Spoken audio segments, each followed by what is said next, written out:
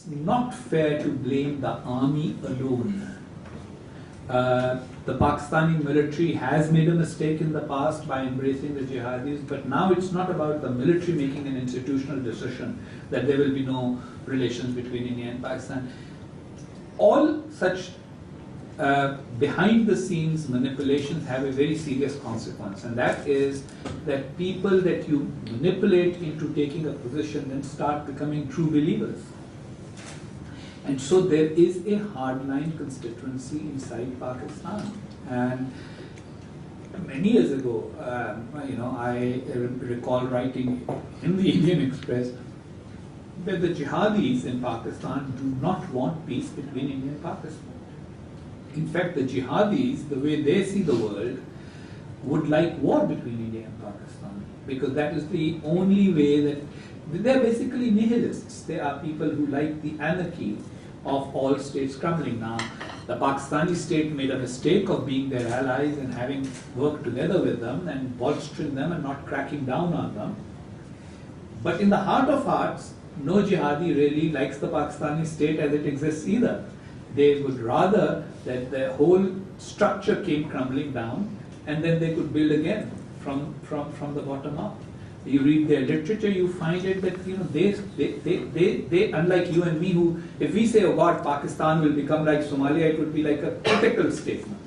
For them, it's like, okay, we'll go to 0 point and we'll start it all over again. I don't know how many people in this audience remember the Khieu Samphan and Pol Pot governments in Cambodia. They had this belief system. It was their belief system.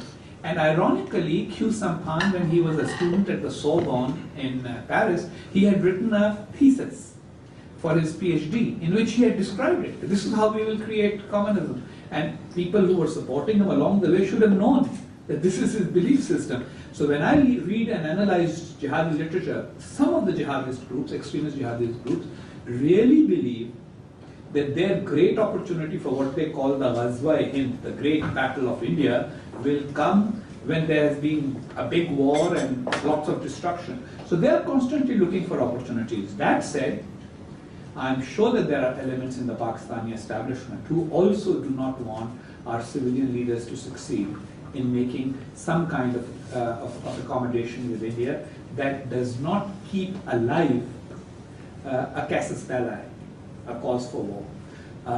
They undermine the Zardari government.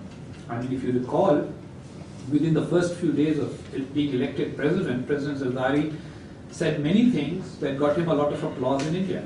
In a way, I'm kind of, I'm happy that I'm out of, I had this controversy and I'm on the outside, so to speak. So I can just speak my mind. But, he spoke his mind as president, and then Mumbai happened. And Mumbai basically brought crashing any opportunity of moving forward on the bilateral relationship. Why?